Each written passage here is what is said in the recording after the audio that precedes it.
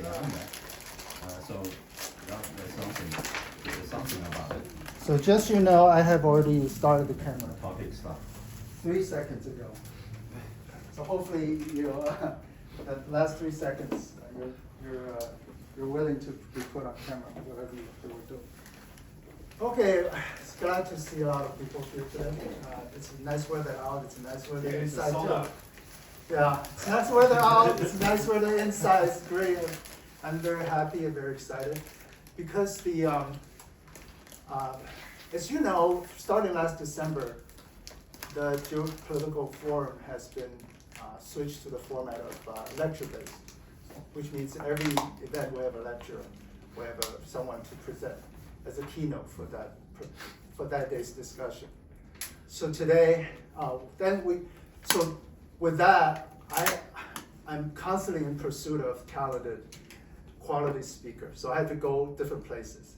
So we have events in Prudential Plaza with Chicago Council on Global Affairs. So it's like a joint event that we attend and we can hang out afterwards. Also, College of Complexes on the north side on the Edison Mall in the restaurant. And also, President's Day, I had a day off, so I had the opportunity to go to Evanston for a talk, kind of academic oriented in the middle of the day about Syria. So, but I don't expect that to be too frequently because most people don't have days off in the middle of the week most of the time. And given that, every time we come back to this place, this is a home to Geopolitical Forum. It's a special. Headquarters. Yeah, makes it even more special, right? Because we don't come here all the time. So every time we have a chance to have a day spent here, it's a good day. And so I'm very excited. This is another one of those good days, and I'm very excited to come back. It's our home base. On top of that, we have David coming back, Ramsay Steele, Dr. David Steele, to speak to us about Marxism. Also, we have the professional moderator, Hermione. She moderates like big events, professional events. So this may be too small for her. Her methodology doesn't quite fit. We will see how it goes. So that's great. Today, our topic is Marxism. Awesome. Marxism, we know, like it went hand in hand with capitalism. So when we have industrial revolution for the humanity, they used the capitalism to do the industrial stuff for markets for things. And there are issues. Then you use Marxism to solve those issues. To claim that we're the doctor for this ill caused by capitalism, and we also predict capitalism will go down. Will go down in the dustpan of history. And Marxism did make big waves in 20th century, as you know. And with the collapse of the Soviet Union, Marxism was roundly defeated, or was it? Today we have Communist Party leading Vietnam, and North Korea is ruled by Communist Party, and what else? Cuba. And China too. Cuba under communism has sustained the onslaught of U.S. economic war. And forget all that.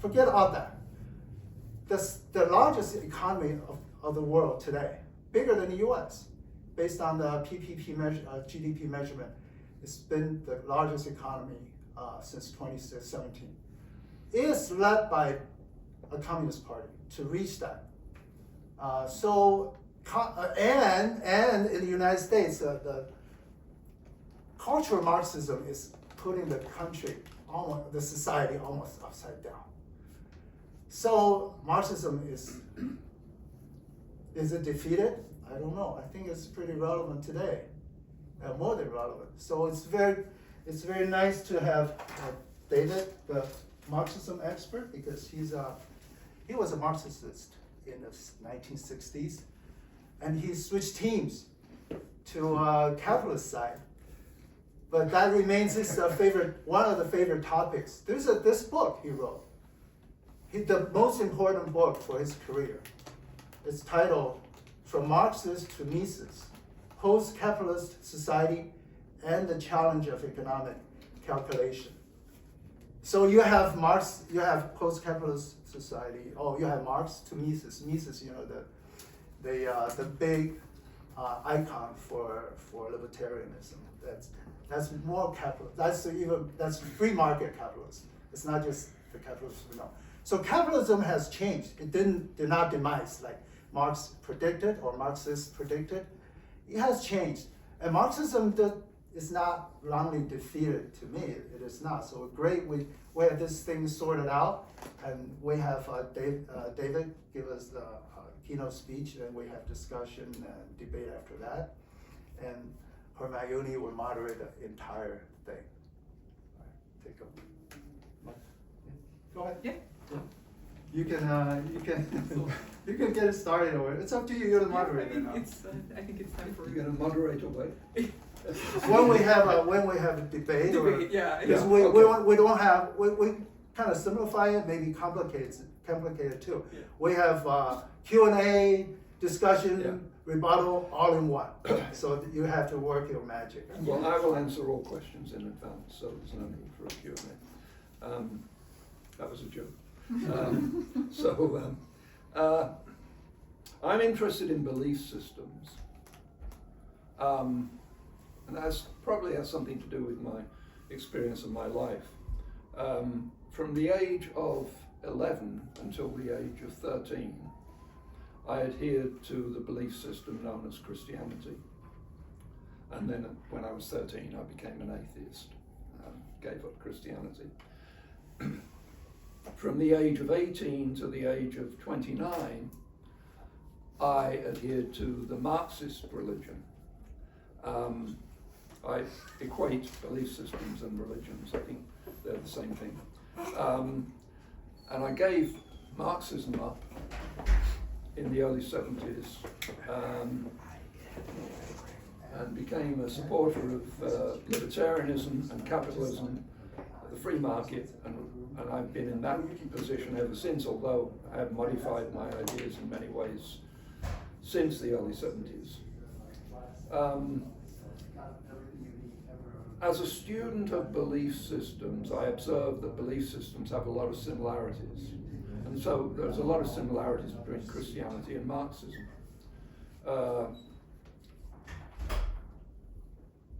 We don't know much about the earliest days of Christianity. In fact, we all know almost nothing about the earliest origin of Christianity. But we do know that very quickly, and perhaps from the beginning of Christianity, Christians were possessed by the belief that the power structures they saw around them, the Roman Empire and all the other empires and kingdoms, were soon going to pass away and be replaced by the kingdom of God on earth. This was going to happen. Now, it never did happen.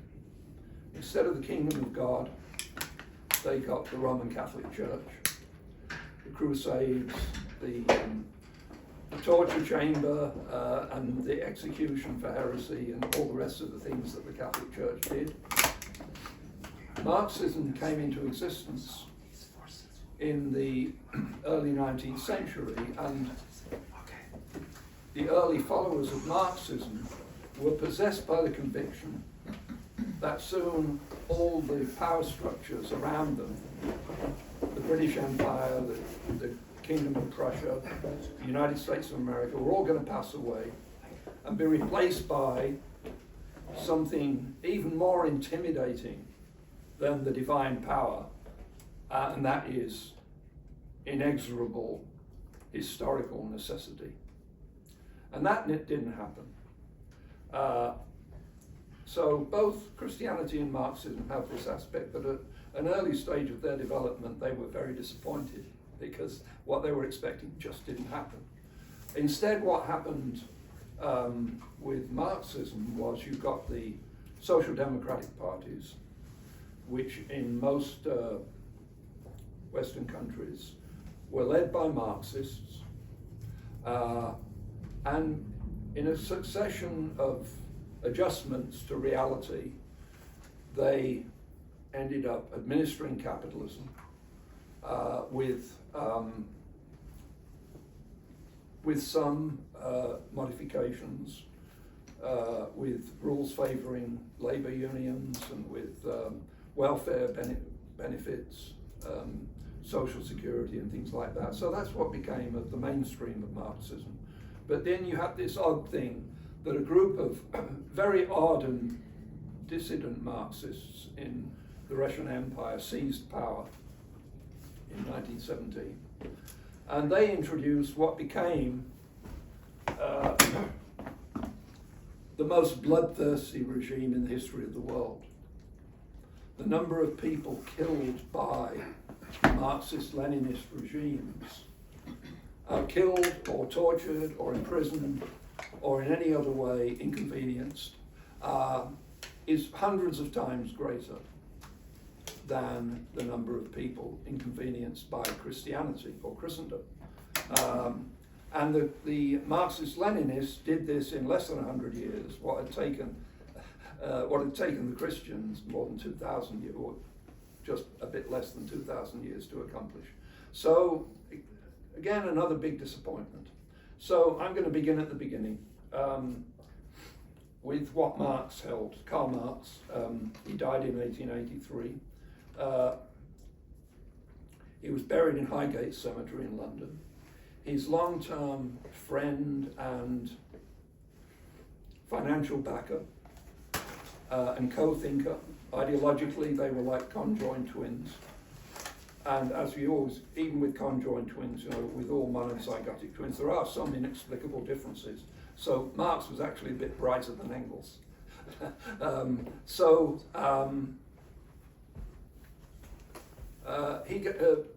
At the funeral in Highgate, by the graveside in Highgate Cemetery, Engels gave his eulogy on Marx, and he began by saying, I'm not going to read the whole thing, although it's very short. I'm just going to pick out a few illustrative points. On the 14th of March, at 2:45 in the afternoon, the greatest living thinker ceased to think. And then he went on to enumerate some of Marx's thoughts. And he said that Marx had made many great discoveries in many fields. Well, that's just not true. But if you can't be hyperbolic at a funeral service, when can you, right? So we have to allow that kind of thing. But then he said, Marx made two great discoveries, historical materialism and the theory of surplus value. Okay. Those are the materialist conception of history, otherwise known as historical materialism, and the theory of surplus value. And then he finished by saying that despite being a great scientific wizard who had explained these amazing things in the theory of surplus value and the materialist conception of history, Marx was above all a revolutionary. So I'm just going to run through what Marx said in these three areas: historical materialism, theory of surplus value, and revolution. And then as I go along, I'll explain to you why each time Marx was wrong, provably wrong, and if you're not convinced, I will convince you that he was wrong. So, historical materialism. Historical materialism is a view that was explained by Marx, and it's along these lines. There's something called the forces of production and something called the relations of production. Roughly speaking, since this is lesson 1, you can say that the forces of production are technology. That means technology, right? The relations of production are the basic rules of economic life, in particular, the law relating to property. And Marx says that, and this is a kind of general rule for social evolution, that changes occur in the forces of production so that the forces of production come into increasing conflict with the relations of production. And then there comes a period of social revolution where the relations of production have to be adjusted so that they fit the newly changed forces of production. And this is important, more important than you might suspect, because the relations of production are the basis for everything else in society, which Marx calls the superstructure. So that would be philosophy, the arts, religion, all that stuff is dependent upon the relations of production. So after the relations of production have been brought into conformity with the forces of production, then the whole vast superstructure, religion, philosophy, popular entertainment, everything has to be adjusted to fit the new relations of production. So that's the historical materialism. That's what it is. That's the theory.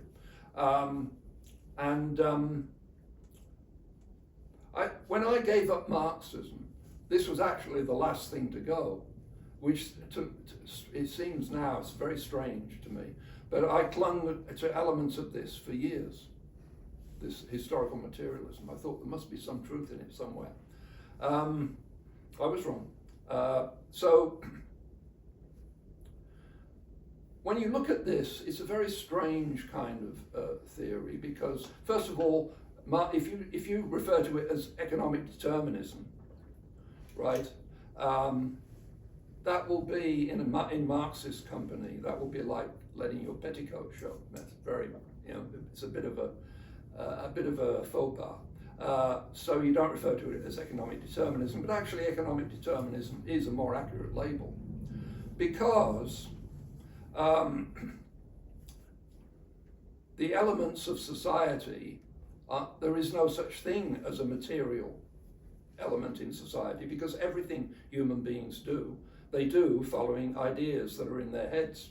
And therefore, farming and manufacturing clothes and building houses is just as much an intellectual endeavor with human beings as philosophy or religion or Child Harold's pilgrimage or anything else, or Taylor Swift.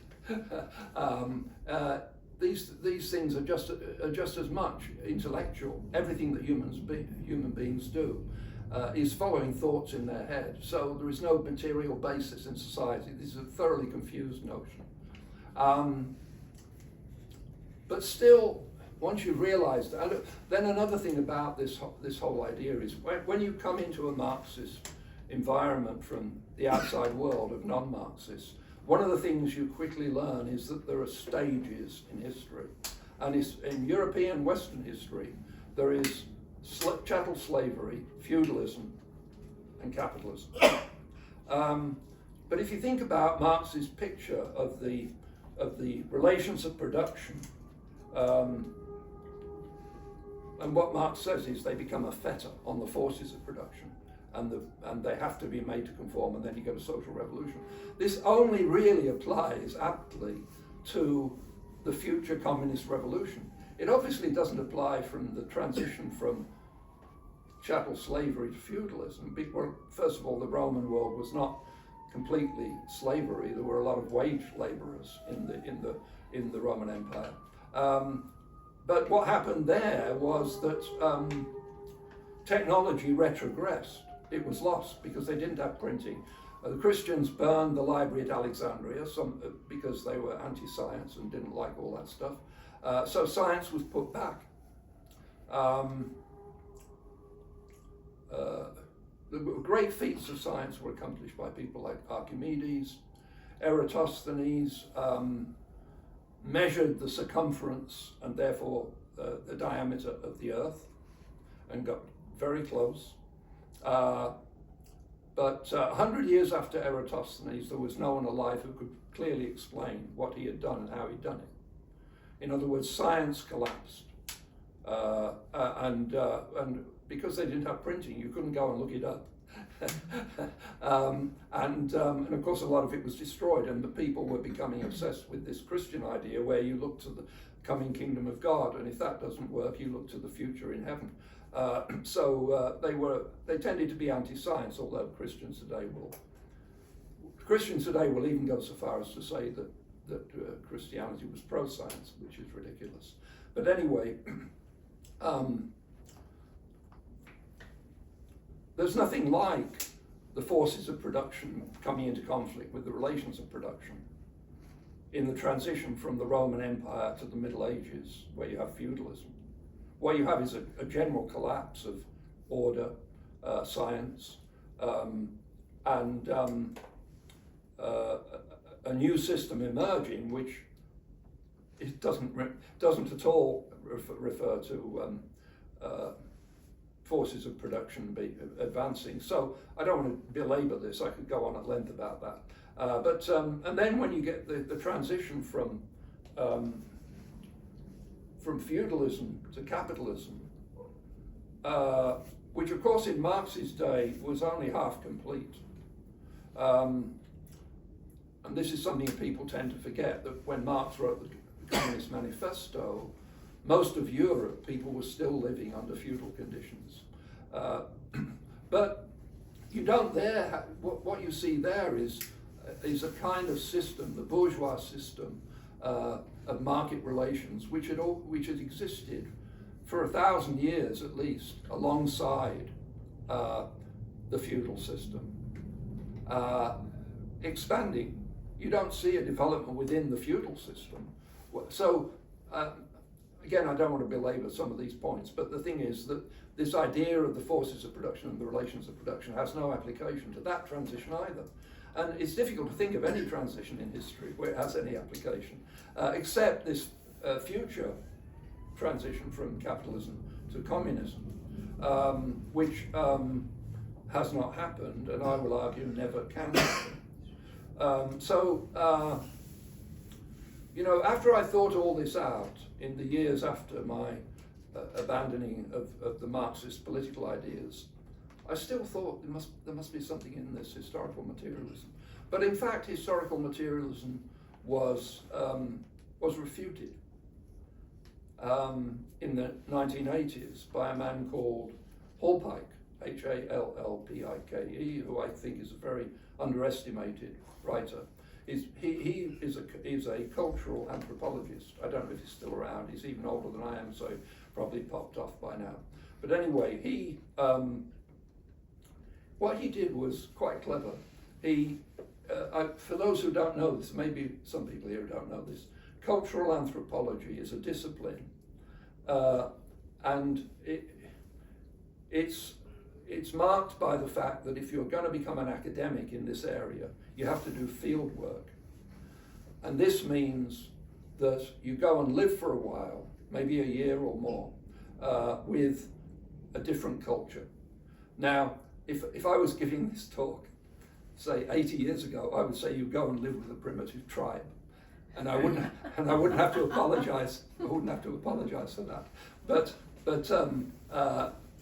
today you don't know who you might offend. So, but anyway, this is basically the pattern of cultural anthropology. In Britain, it's usually called social anthropology.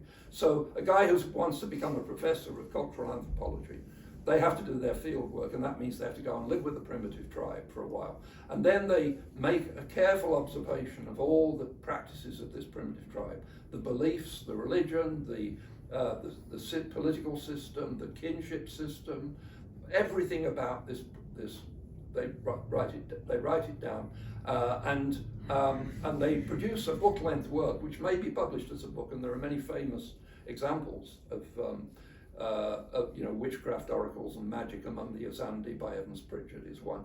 But there are just thousands of these, and that's called ethnography, simply describing accurately what goes on in a primitive tribe / different culture. So what Hallpike did, he himself lived with several different primitive tribes / different cultures, and wrote very good books about those societies. What he did was he got the data on a large number of these cultures, and he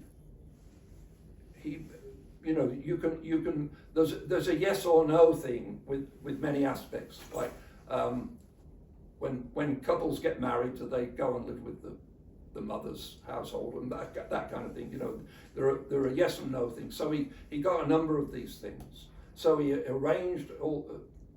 I forget how many, but it was well over 100 of these cultures. Now, one thing about cultures is there are many cases where people with different ancestral backgrounds take up the same technology and the same way of getting a living, hunting or pastoralism, like the Maasai, or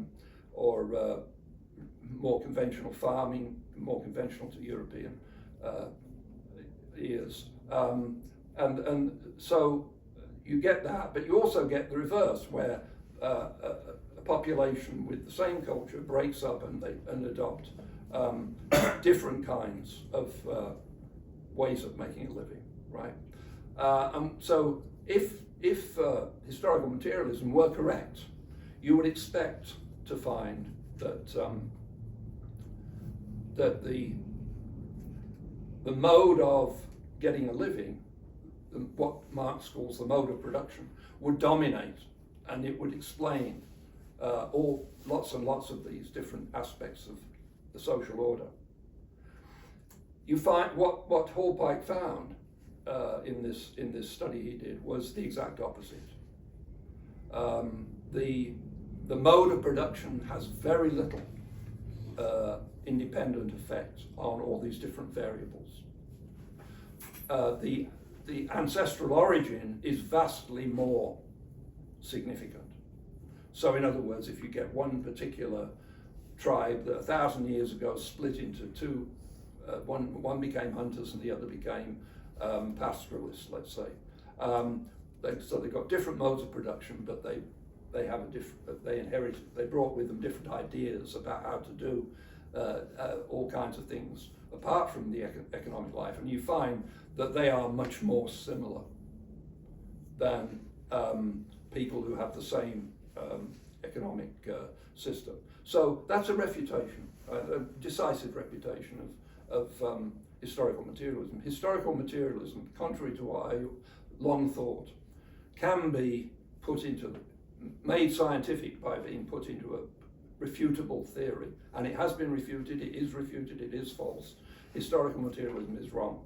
Okay, I'll go on to then the other idea, the other of the two ideas that Engels said were great achievements of Karl Marx, the greatest living thinker.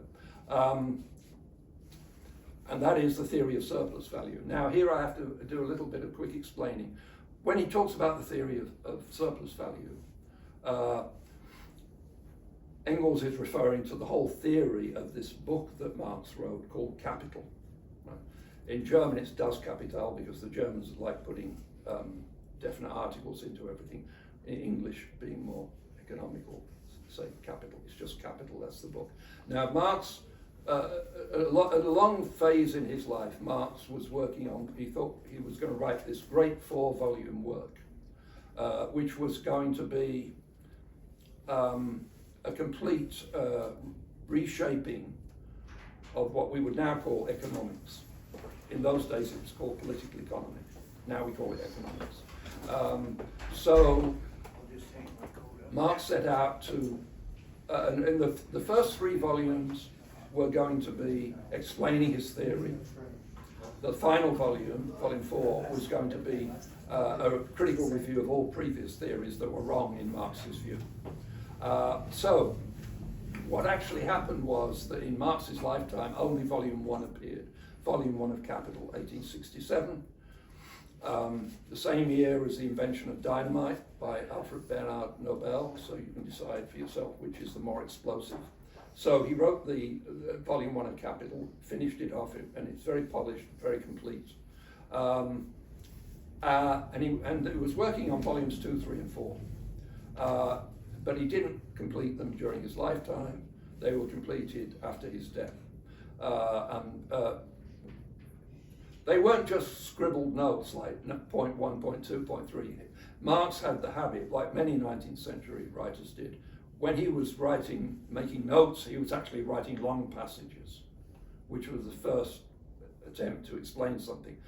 So actually, with a bit of editing, volumes 2, 3, and 4 are quite readable.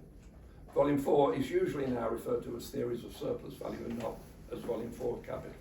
So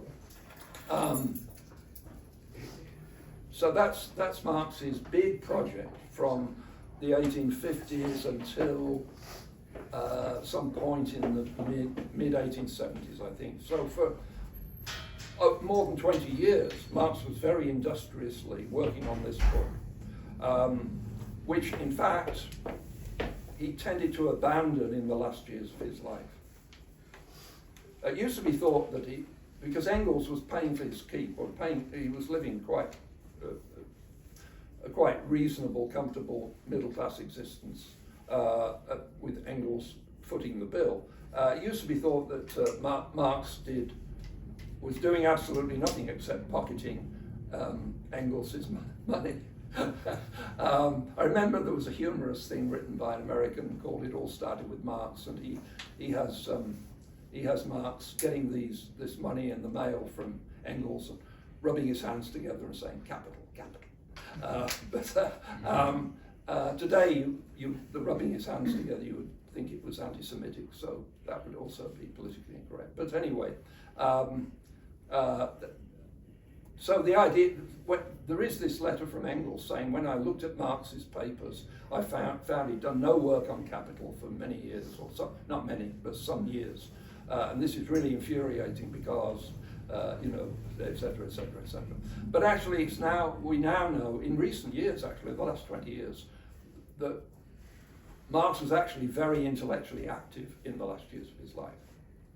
It's simply that he wasn't interested in finishing Capital. What he was interested in was actually cultural anthropology was one of the big interests, and also history of non-Western societies, because he was fascinated by all the things about social development that he hadn't covered in his earlier statement of historical materialism. So this is the true story is that Marx was a hard worker up until the end on stuff that he was writing and thinking about. But unfortunately, if you're interested in his economic theories, he didn't complete Capital.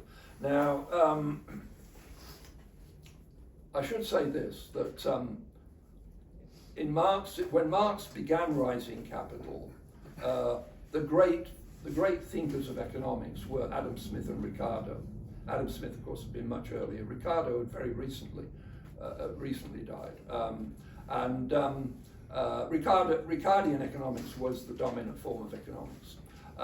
And in the 1870s, economics, nothing to do with Marx, economics was revolutionized by what's called the marginal revolution, although I think it'd be more accurate to call it the marginalist revolution.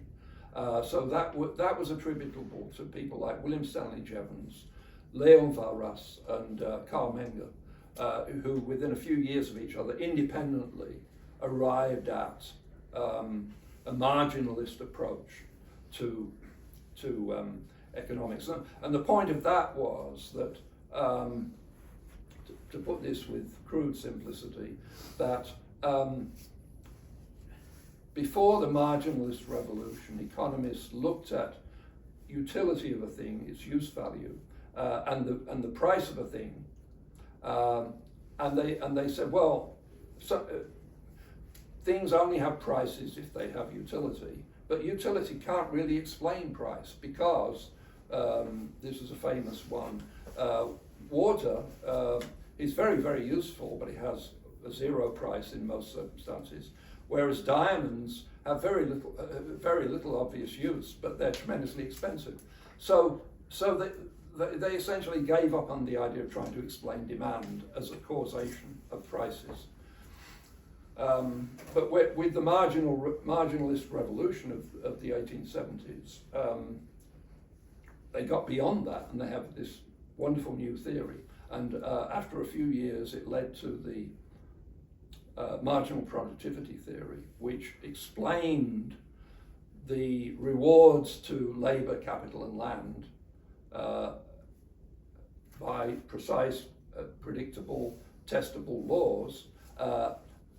So it rendered most of what Marx was saying in Capital largely irrelevant, in the opinion of most economists. So one of the interesting things, of course, is today, if you go into the economics department of a university, typically you'll find no one who's in the least bit interested in Marx. And it's not because they haven't dipped into it and tried to find out something about it, it's just that they've got a theory, the neoclassical theory, which comes from the marginalist revolution of the 1870s. And they just don't see any use in Marx. Whereas, of course, if you go into literature departments or sociology departments, you find that the Marxists are like cockroaches. They're coming out of the guttering, you know. I mean, it's absolutely, they're talking about Marx all the time. This is one of the things that has happened since the Second World War, is that Marxism has become tremendously popular among academics, but they're not economists. If we go back to, let's say something about the theory of surplus value. Marx argued, in volume 1 of Capital, Marx has this idea of something called value. And it's a peculiar notion, it's distinctive to Marx. Value means socially necessary labor time. That's the definition, Marx's definition of value. When you read volume 1 of Capital, you find that Marx is constantly assuming that prices are determined by labor time, by this socially necessary labor time. That's what determines prices. Now, of course, not only is that obviously false, but it has very weird implications. I should perhaps explain this. Another aspect of Marx's economic theory was that when capital equipment is used a laborer is given some capital equipment by the capitalist, works with that capital equipment, and produces a product. That capital equipment, according to present-day economic theory, following marginal productivity, gets a return, and it goes to the owner of that capital equipment. So modern economic theory explains that. So it's not a value judgment, it's not saying they ought to get it, it's just saying that's how prices are determined, in fact. Marx had the idea, first of all, Marx referred to this capital equipment as dead labor. So in Marx there is this distinction between living labor and dead labor. So living labor is what the worker is doing now, dead labor is the capital equipment he is using, right? There's also land, which gets a rent, but there's no need to talk about that right now. So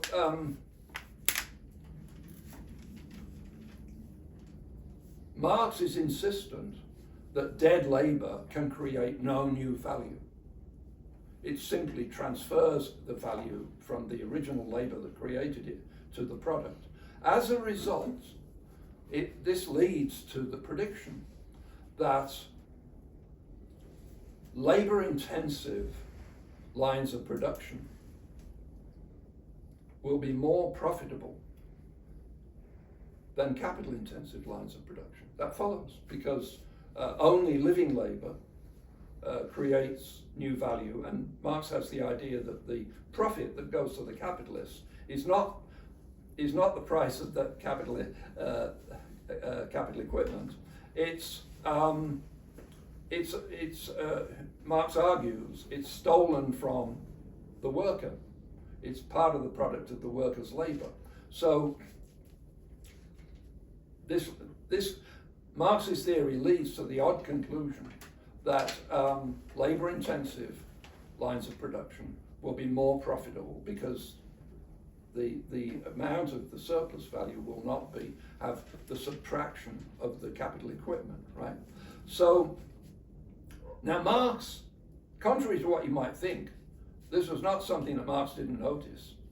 He noticed it from the beginning, and he was pleased with himself for being so contradictory, right?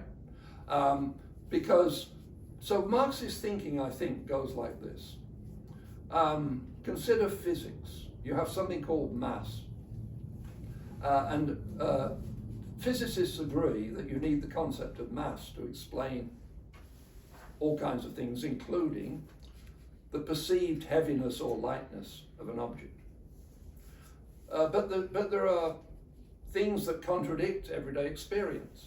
For example, a hydrogen balloon or a helium balloon has mass, but if you put it on a scale, it doesn't weigh anything, it just floats up, right? So you have to supplement this pure conception with, which seems to contradict everyday experience. You have to supplement it with these other theoretical elaborations. So this is how Marx thought of himself, that he was being bold enough to identify this socially necessary labor time as the only element that could create new value. And so what he did was he kept on he threw out hints from time to time that later, before the end of the work, of the first 3 volumes of Capital, he would solve this riddle, right? So he knew what he was doing. And in fact he wrote gleefully to Engels at one point, because Engels read the volume 1 of Capital, of course, when it came out, and a little bit earlier, and Marx said, "Oh, it's so delightful to set traps for these idiots." So he was setting traps because he was saying something that was in the volume 1 of Capital that was so contradictory to observed reality. But when I say it's contradictory to observed reality, the rate of return in all lines of production will be the same. It doesn't matter whether it's oil or book publishing or anything else, you're going to get the same return on investment. And that follows from, first of all, it's observable. You can go and test and see that that's the case. Secondly, you know that capital moves from areas that have a low rate of return to areas that have a higher rate of return. So you would move your capital from one line of production to another, from one industry to another, according to the observed rate of return. So there's no way that the world of volume 1 of Capital could exist, because capitalists would be constantly subverting it by moving the capital to the high, if it really was true that labor intensive production was more profitable than capital intensive. So it contradicts both what you would expect and what you observe. So this led to this odd situation where volume 1 of Capital came out. The critics jumped on this and said, what you're saying here is obviously unrealistic, and Marx said, ha ha ha, have I got a surprise for you, because in volume 3 I'm going to explain this riddle. So that was the situation. Of course, Marx died before he completed volumes 2, 3 and 4. So there was this long delay then, and it wasn't until well after Marx's death, I think in the 1890s, Engels managed to edit 2 and 3 and got them out. And then the controversy hit home in earnest, because Marxism had been building up as a movement in that period. So in that period, especially from the death of Marx until the First World War, that was the golden age of Marxism. That was when Marxism was becoming dominant in all these socialist parties in Western Europe and other parts of the world. And so if you were a Marxist in, let's say, the 1860s, you'd be a crackpot kind of person with no importance. But if you hung on until the 1890s, you'd be an important person, because with the extension of the franchise in many European countries, working class voters appeared in huge numbers, and socialist parties made a point of trying to get the votes of these working class of new voters, and the intellectuals who led. Of course, they didn't talk about Marxism to the workers they were trying to get the votes of, but the intellectuals who were the intellectual leadership of these parties were becoming more and more Marxist.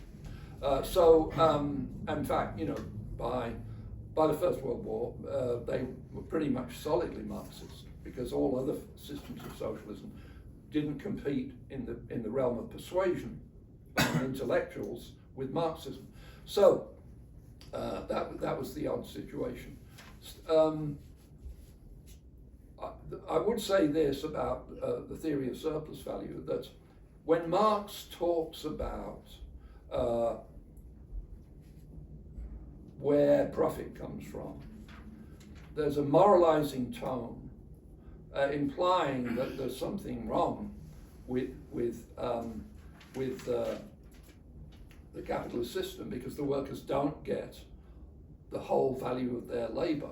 They only get the majority of it, of course, but they don't get all of it, because there's a cut that goes to the capitalists.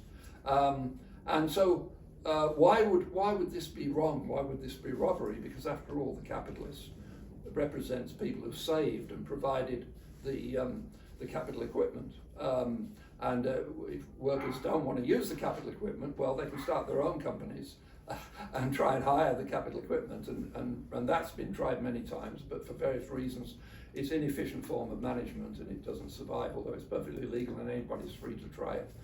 So anyway, this leads to there is something very incoherent in the theory of surplus value once you give surplus value this moral kind of connotation. I mean, is a baby exploiting its mother? Wherever we look and see labor being done by some people and other people consuming it, are we going to say it's always immoral exploitation? I think clearly not.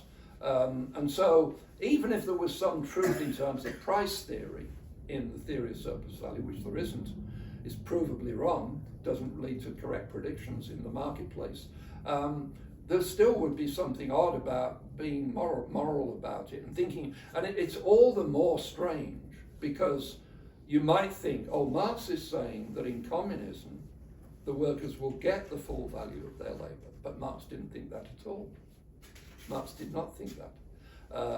If you read what Marx says, he says that, first of all, he talks about the first stage of communism and a later stage of communism.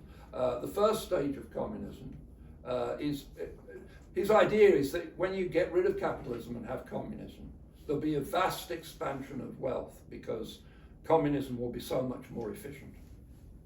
That's the sort of, that's an assumption he has. But what he says happens he wrote some marginal notes on this program of socialist unification, which did become the program with some modification of the German Social Democratic Party. And he said, he objected to the phrase "the full value of their labour," because he said, no, workers in communism are not going to get the full value of their labour because you have to keep some back for capital investment. He didn't call it capital investment, but you have to keep some back to extend the means of production into new areas and to replace existing means of production. And you have to keep some back as a kind of insurance against accidents. And you have to keep some back for certain common things like building roads and so on. So Marx didn't think that the difference between communism and capitalism is that in communism you'd get the workers would get, well, first of all, there wouldn't be any workers in communism because the idea of a working class would be abolished. There'd be a classless society where there'd be no division into classes. But secondly, apart from that, the workers can't get back the full product of their labour because it has to be used for investment and so on. So Marx acknowledged that. So that's not the answer. So therefore, I think, as a theory of exploitation in a culpable sense. Now, there is a morally neutral idea of exploitation. My wife and I exploit each other every day, and it's good, right? There's nothing wrong about that.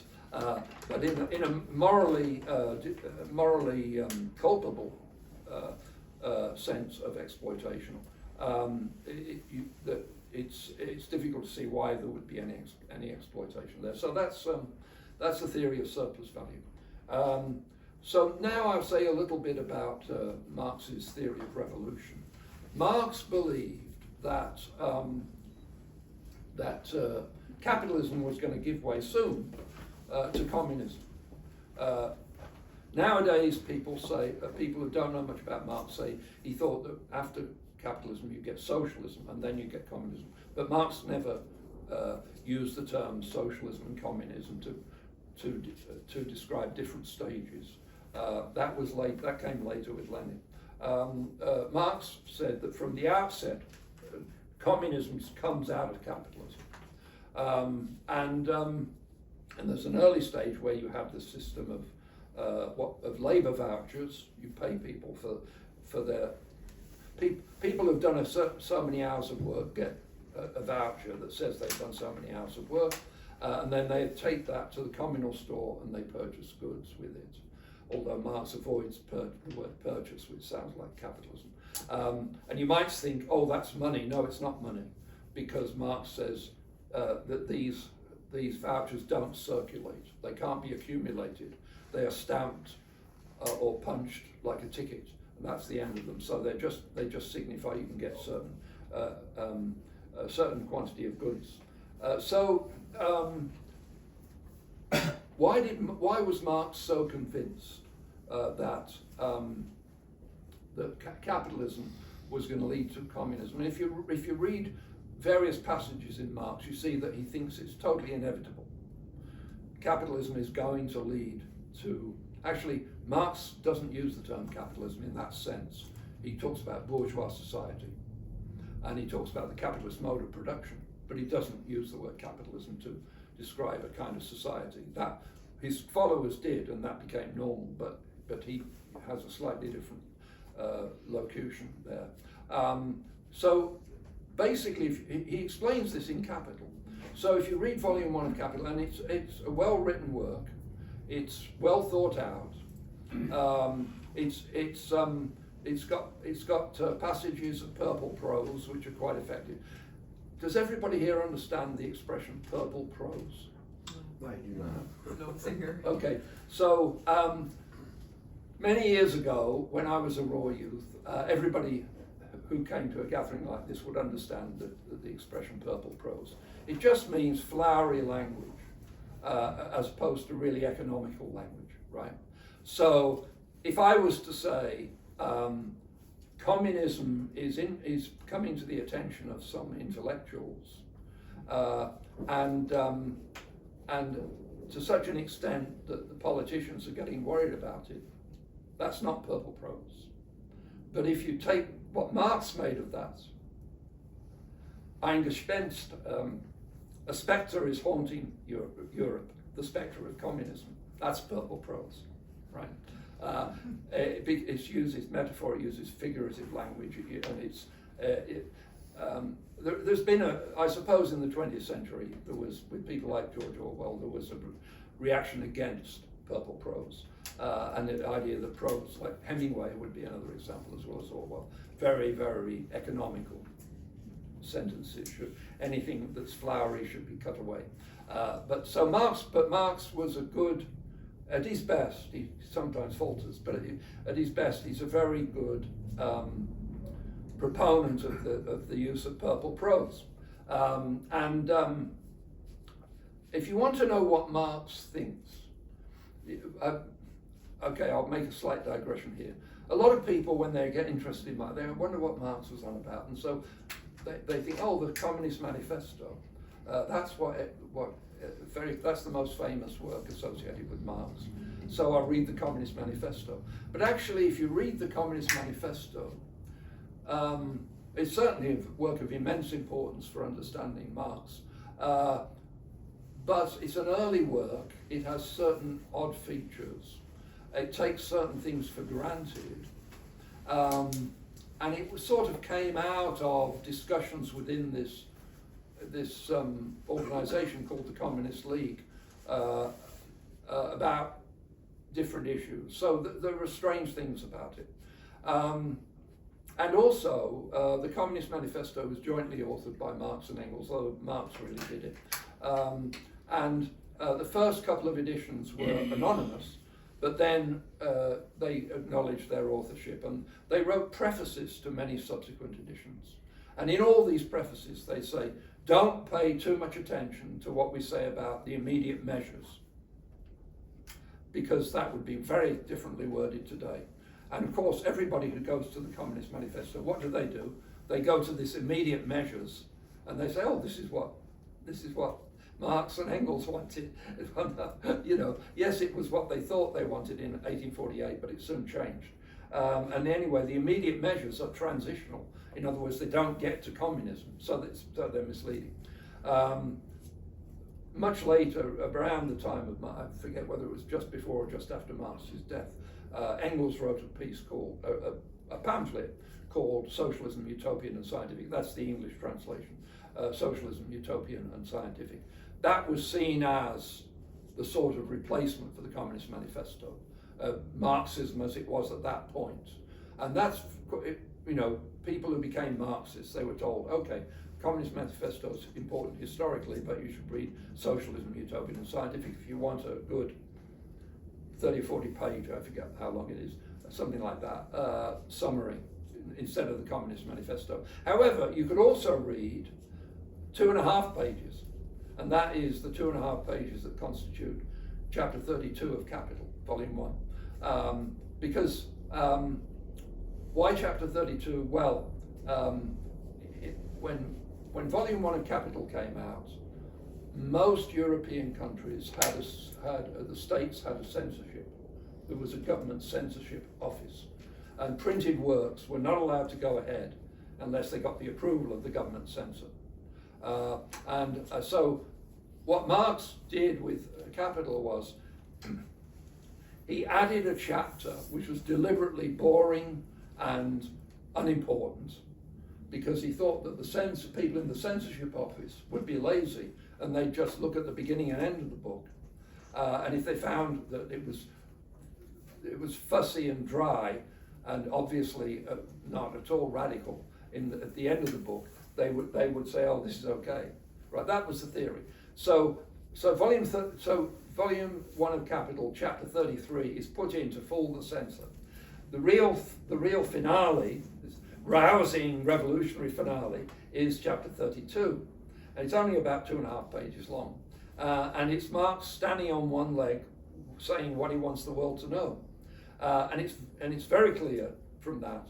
You know, if you read Capital, you think, oh, this is all about capitalism, but actually, it's all about communism.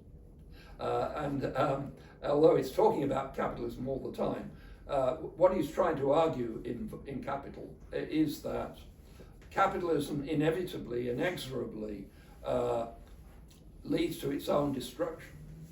And there are two fundamental reasons why it does this. One is the centralization of capital. In other words, business firms get bigger and bigger and bigger, and fewer and fewer and fewer, until there's only one big firm. And of course, Marx didn't think it would go to that extent, but he thought that the small firms would disappear and be replaced by a few big companies. So left to itself, capitalism would produce one big firm eventually. So it was inherent in capitalism that that you were going to have this enormous monopoly firm, and so history was on the side of those who wanted to abolish capitalism, because capitalism was abolishing itself, and that's very clearly explained in volume 1 of Capital, and it's you can see in chapter 32 how that is used to suggest or to assert that the downfall of capitalism and the emergence of communism is absolutely inevitable. There is another element that that is supposed to show, and that is the class struggle, that the workers get more and more miserable because they get poorer and poorer, and the capitalists get richer and richer, and that leads to this increasingly bitter struggle between the workers and the capitalists. But in fact, I think it's the centralization of capital is much more decisive there. But anyway, this is what Marx thought. Those two elements would lead automatically to the ending of capitalism. So people who became Marxists had this idea, and that still persists even today when you talk to people who become Marxists and get politically active anyway. I mean, there are all these Marxists now who are cultural Marxists who are not interested in politics particularly, and certainly not interested in planning the next revolution. And when they do have any political ideas, they're very, very lame and second-hand, wokish kind of nonsense that no intelligent person takes seriously. But anyway, the few Marxists who are political, like the Revolutionary Communist Party people like that, Bobovakian, those people, they always talk like this, So you'll be relieved to know I'm getting to the end of my remarks. The first chapter. What's that? Is that the end of the first chapter? I'm moving on. I won't get to chapter 32, Yeah, actually. I won't get to chapter 32. You can start from the beginning and then. Yes. So that's Marx, and I think all his ideas are provably wrong, and I have written at length proving some of them wrong. So let's think a bit about this communist society, which is, Marx was absolutely convinced that communism was going to emerge out of capitalism. Now, what would communism be like? Communism would be a society without buying and selling, without money. That's vital. What happened subsequently in the history of Marxism, like in the Soviet Union, is they relegated this to the very distant future, and they also used Lenin's idea that socialism comes before communism. So this is an odd thing, because in 1919 the Bolsheviks, there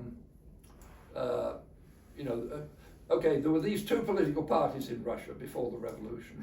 One had on its letterhead Russian Social Democratic and Labour Party, parenthesis, Mensheviks, and the other had on its letterhead Russian Social Democratic and Labour Party, in Russian of course, parenthesis, Bolsheviks. Bolshevik means more, or means minority, and the Menshevik means less or minority. So Bolshevik means majority, and that's just because the Bolsheviks had, in a key committee debate, they won a majority. Actually, most of the time, there were more Mensheviks than Bolsheviks up until 1917. But still, so the Bolshevik Party, as everybody called it, although its official name was the Russian Social Democratic and Labour Party, parenthesis Bolsheviks, they changed their name to the Russian Communist Party, and they set up the Third International, the Communist International.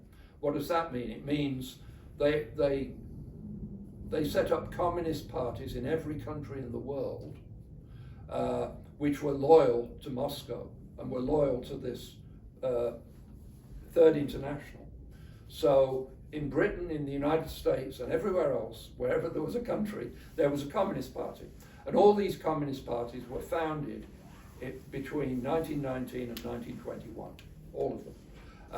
And they all had to agree to the what was originally the 18 points, and then it became 21 points of the Communist International, which had an office in the Kremlin, and essentially the International controlled all these communist parties.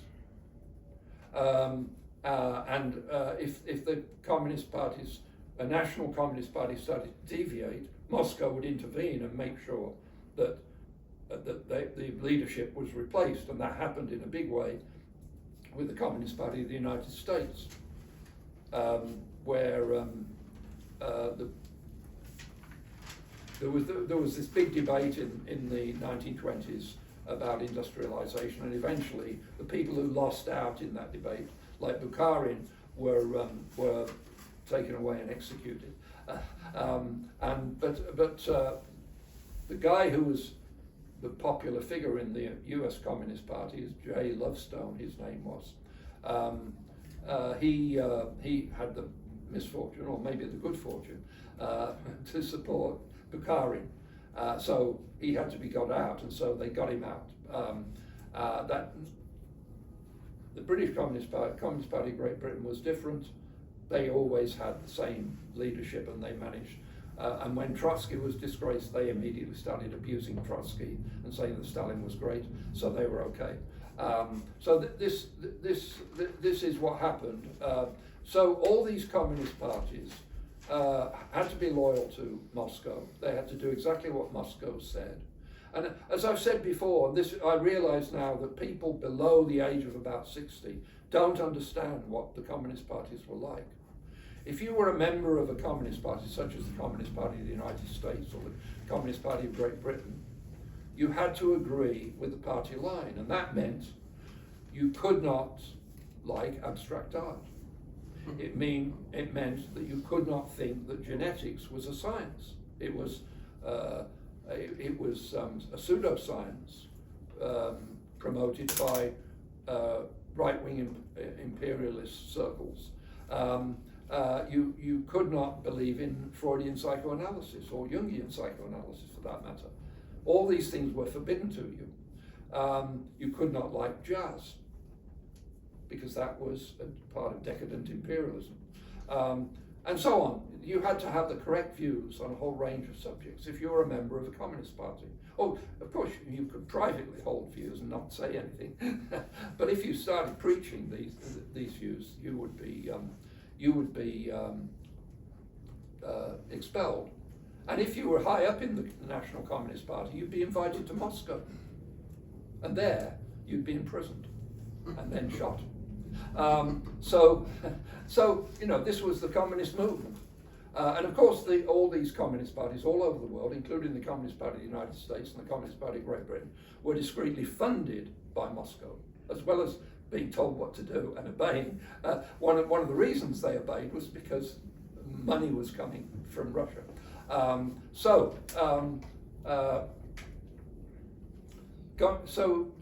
What they did was they said that communism they started calling it full communism. So we will see the abolition of money and the abolition of the state. That's another essential part of communism. The abolition of buying and selling, the abolition of all commerce, banks, stock exchanges, lemonade stalls. All aspects of buying and selling will be totally obliterated. There'll be no buying and selling, no money, and there'll be no state. In the work Socialism, Utopia and Scientific, which became the sort of replacement for the Communist Manifesto, Engels talks about the withering away of the state, and he describes what happens in that. He describes what happens, and what happens is this: the working class takes over. They nationalize everything, so everything becomes state property. But in the very process of becoming all powerful, the state withers away, and there is no state. And why did they think like that? They thought like that because they had this idea of what is now called participatory democracy. And participatory democracy is an absurdity, it can never exist. But this is what these Marxists believe would happen. They believe that you could take over the government could take over everything, but it would cease to be the government. Why? Because no one would need to be coerced, because everyone would voluntarily cooperate. So,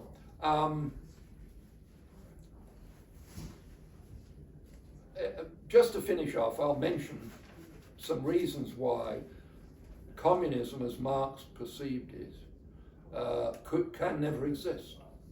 So it's an essential part of communism, as Marx defined it, that it's an industrial society with advanced technology, and it's going to have high living standards, and it's going the living standards are going to be much better than they could be under capitalism, because it will be more efficient.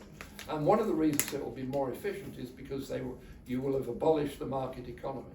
There will no longer be all this financial wheeling and dealing, which is obviously destructive and inefficient, and therefore you will have this regime of abundance, and no one will need to be coerced.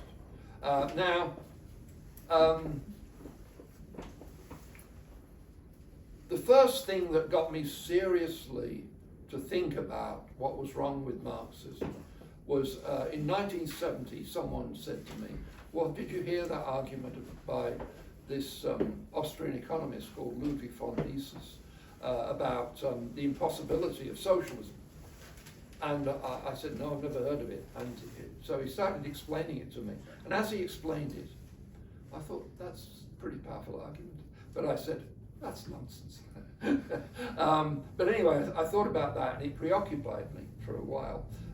And it became, much later, became the subject of my first book, From Marx to Mises, which is an explanation of why socialism or communism, as Marx conceived it, cannot exist. And the reason it cannot exist is because an industrial society requires a price system. And the price system is a system of information transfer. And it's only because people are buying and selling that you can know what the costs of different lines of production are. So that's the essentials. I could talk about that alone for many hours, as you can probably guess, but I'm not going to do so. But that's what Mises showed. He showed this in an article he published in 1920, when in 1920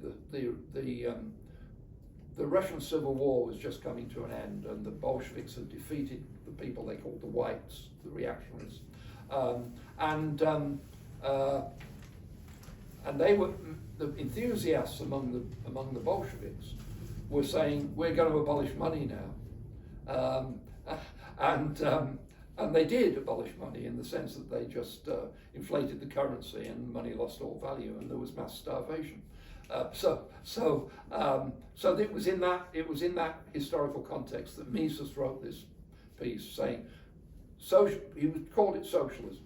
That socialism is impossible; it will never exist. It doesn't matter how hard you want it; you're not going to be able to get it. And that led to a huge debate, and it's the subject of my first book, From Marx to Mises. So that's one reason why you cannot have Marxian communism. There is another reason, and I didn't appreciate this back in the 1970s, but I gradually came to appreciate it. There was a guy called Robert Michels, Michels, and he wrote a book in 1912. And it has a long German title, but the English translation is called Political Parties. It's a very good book, everybody should read it. It's at first you might think, what am I reading this for? It's all about German trade unions and the German Social Democratic Party and things like that. But in that book, he puts forward what's called the iron law of oligarchy. And it basically, the argument goes like this. In any complicated organization, you must have, it's unavoidable, you must have a division between the officials and the members, or the leaders and the led. the more complicated the organisation, the bigger that division, and the greater the greater the distance between the leaders and the left. And this is the iron law of oligarchy, that a big organisation is always going to be oligarchical. What was that person's name? Robert, first name Robert, because he's German, but spelled the same as Robert. Michels. Now, if you look at him, look him up. He changed his name towards the end of his life. Went to live in Italy, and he changed his name to Roberto. But it's the same person, Robert Michels. Roberto Michels. And the book is called Political Parties, written in 1912, and he was originally he was a socialist. He was a social democrat. He supported the German Social Democratic Party. At that time, before the First World War, socialism has meant the word socialism and the word communism. They've meant many different things at different historical periods. It's quite complicated, but there was becoming a great consensus about what socialism was, and there was one exception. There was one school of dissidence from this consensus, and that was the syndicalists. So syndicalism was the kind of alternative to consensus socialism. So consensus socialism is the state becomes all powerful, and this is not quite Marxism, but it sort of fits in with it if you argue that moneyless communism can be put off for many generations. So socialism is state socialism. The state runs everything. Everybody becomes a government employee. Incomes become much more equal, or much less unequal. And so this was becoming. After not having, this was not the case decades earlier, but it was becoming the case that in the late 19th century and up until the First World War, that this was socialism, and there was tremendous consensus. But there was one element of socialist thought, and that was syndicalism. Syndicalism sprung up in every country. In the United States, it was called the Wobblies, the International Workers of the World. It's also sometimes called industrial unionism, and the idea is, instead of having the state running everything, the organized workers in each workplace will take over. And then they will federate and have a loose federation. So this was the alternative. So Michels, I'm not sure now whether he became a syndicalist, but he was attracted by it, or whether he just had sympathies with it. But then he began to see that syndicalism was no answer, and that inherent in the idea of socialism there is this contradiction. It wants everything to be commonly owned in a unitary fashion, but it hopes to preserve civil liberties and freedom, which all the socialists at that time did, right? They were very democratic, very civil libertarian, very much in favor of freedom of speech and all that stuff. This is before Lenin and the Bolsheviks changed that aspect. So this, this is the problem, that this is one of the reasons why Engels was able to think that the state could wither away, because he didn't have the Michels insight, which is that if you have a complicated organization, it's going to be run by a handful of people. The bosses are going to be a handful of people, and there is no escape from that. It takes a long time for this to really penetrate. It took me a while, many years ago, when I was thinking this through again and again and again, worrying about it. But it's absolutely inescapable. If you have a big, complicated administration, there's going to be a handful of bosses that are going to run everything. And it just has to happen that way. There is no way of having a big, complicated organization where all the members spontaneously do what they want and it results in a coherent, if you were to try it seriously, then everybody would start saying, no, we can't, this is chaos. we must give the officials some authority, or this isn't going to work. So anyway, this is the Mikel's argument. So my two main arguments against the feasibility, the practical feasibility of Marxist communism or any other kind of socialism that tries to replace the market with administration, are the Mises argument, which says you need a price system, and you can only have a proper price system if there is competition. And the Mikel's argument, which says with a big complicated organization, there's always going to be an oligarchy. So one of the things that Engels says in this book, Socialism, Utopian and Scientific, he says it's become a famous phrase. There's several famous phrases. One of them, the withering away of the state, but the other one is that everything's going to be run according to a single vast plan, right? And so the idea that you can have a single vast plan to plan the whole country's economy and ultimately the whole world economy, and that not have a state, there's something that's screw loose here, right? If you don't see there's something contradictory there, because the little group of bosses of this administration that operates this single vast plan is going to have interests opposed to the mass of the population. That's just unavoidable. So I think I've said enough. More, you might think it's more than that. I'll pause at this point. Let's thank our speaker. So now we're going to have the Q&A session, or potentially if anybody wants to rebut or debate Dr. Steele, right? We can talk about that. I'll keep an eye on the time loosely if things start to take a very long time, but for now I think the forum is open. Who would like to open with the first question or comment? Just a question. One of the things Eric started this meeting by, he said there's several countries out there that are, mentioned Cuba and others, that are communist. And you've also, in your comments, mentioned that there are people who are in some academic departments like sociology and others that are very attracted to communism. So today... Well, Marxism. Marxism. Yeah. So I guess the question is, given the faults that you have seen, why is it that some countries and some academics are continuing to support this view? Well, I think, I do think that it's on the decline. There's the political and the academic thing. You have to treat them separately. The fact that there are some, it's not surprising if you have this, if you have this tremendously powerful political setup with the Soviet Union and the People's Republic of China and various other so-called communist regimes. It's not surprising that after they have all gone capitalist, there's going to be a few people who are behind the times. So one of the things about the present situation, I think, that people have not woken up to is that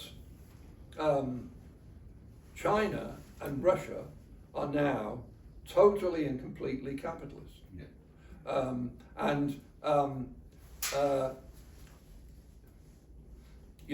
There is a book, a very good book.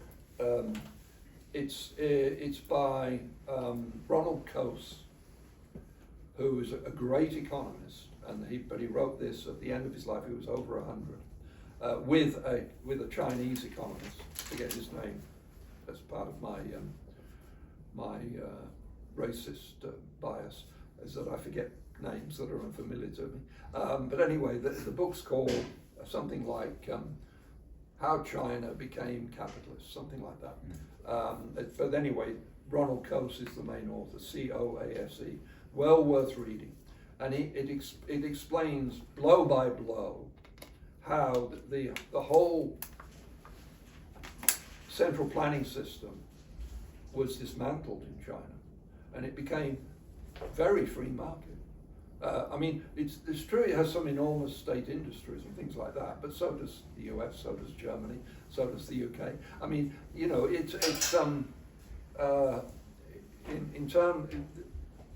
anyway, you should read the book. There is no question, and it really irritates me to hear the neocons and people like that who talk about the Chinese Communist Party. The Chinese Communist Party there's nothing communist about it, except the name.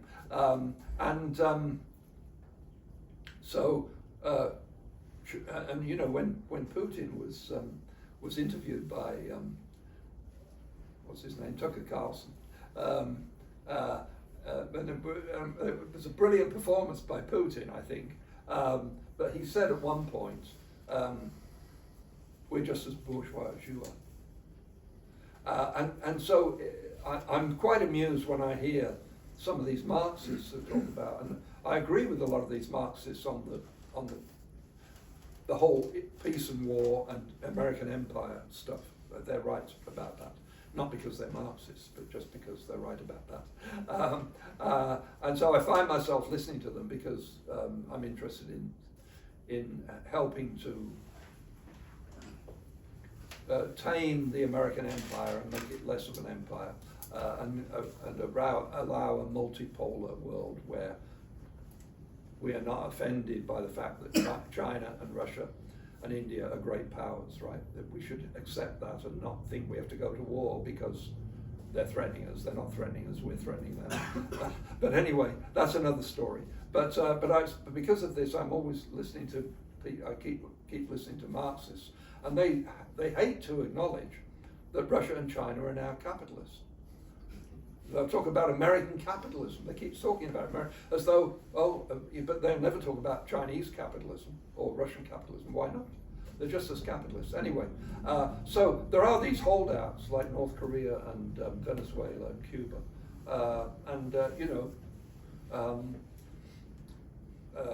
What they're doing in terms of economic policy is bad for the population. It reduces living standards, it impoverishes people. Central planning is bad. Attempts at central planning, there's no such thing as central planning, but attempts at central planning are always disastrous. And people would be better off if those policies were changed. But because most of those countries have disappeared and no longer do that, it doesn't prevent a few of them from, I mean, I personally think, I thought this for a long time, that in terms of practical American foreign policy, they could easily have killed Cuba with kindness. Instead of, blockading and trying to isolate them and all this sort of stuff, they should have just overwhelmed them with all kinds of free market intrusions, and they wouldn't have lasted, But anyway, that's another matter. Yeah, so that's the political thing. I think it will take care of itself.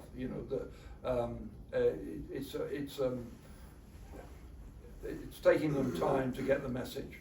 But all the big countries. I mean, and there are also countries that were never supposedly communist, like India, but that had very, very central planning oriented policies that have now largely been dismantled. They're just like.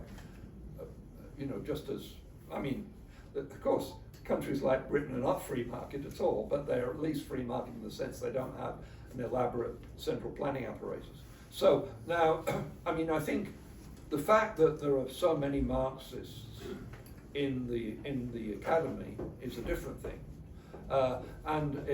Generally speaking, though, as I said, those Marxists are not interested in politics. They're no more interested in politics than your average woke lefty. They may be interested in that sense, but they don't have a plan to replace capitalism with something different, because they have no idea what it would be. Right? They're out of ideas. If anybody would say, "Oh yes," if they start talking, it sounds like the Soviet Union. You say, "Wait a minute, that didn't work out." So.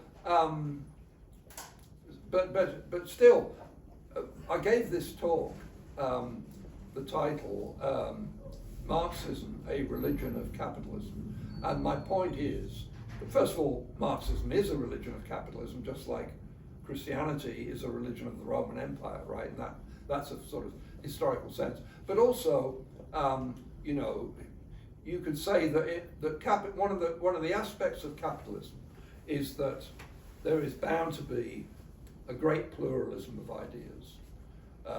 You know, because it's part of having a free market that you have different ideas developing and different sort of debates going on all the time.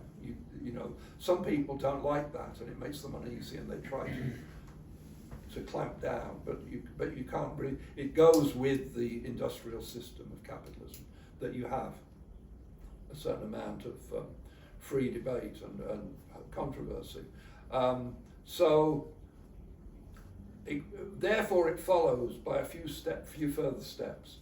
There will be some major system of ideas that is the anti-reality system. It's the system that rejects reality, and reality is capitalism. So it automatically has this religion which wants to negate it in some kind of absolute sense, although it had no practical idea of how to go about it. And in fact, the people who adhere to this belief system are more interested in culture and things like that. They're more interested in keeping tenure and writing books about you know, why Shakespeare was a sexist, or you know, whatever. All these idiotic subjects. Can I ask a question? Yeah. You can ask it, I bet you can. Okay. So this is very interesting talk, the history of Marxism, and the man, Marxism, Mr. Marx. But the reality, can we talk about reality for a minute? There's supposed to be 50 years of agriculture left on Earth, according to the United Nations. Do you believe that? Yeah, I might. And partly it's because of pesticide and using nitrogen, NPK, nitrogen, phosphorus, and potassium, sticking it in the soil, dries out the soil, and when the stuff goes into rivers and lakes, it poisons it, and then it goes down the Mississippi River and it's a dead zone. I gave a talk about soil. Anyways, so and communists use pesticide, capitalists use pesticide. And Marx said that capitalists don't know how to treat soil. So maybe communists don't know how to treat soil either. So, you know, whole earth doesn't. And Rome died because they didn't make food. The Empire of Rome died. Mayans died because they couldn't make food. And America spends $200 billion on food in other countries. So the colonies of Guatemala and Philippines and China sends food to the US. And so what's going to happen in 50 years when agriculture ends? What usually happens to things like this is people sit around in gatherings like this and say, can you believe that 50 years ago people were so thoroughly fucking stupid that they thought agriculture was going to end? And they said, no, they didn't believe that. Oh yeah, some people did. That's what's going to happen. Okay, thank you. You know, I made this when I gave a talk about George Orwell. Is one of my areas of expertise, and George Orwell became a convinced socialist in 1936, and he genuinely believed that socialism would be better than capitalism. But he also believed, and in some ways it was even more decisive, that some kind of collectivism was absolutely inevitable. That capitalism was in its final death agony and couldn't survive. He believed that.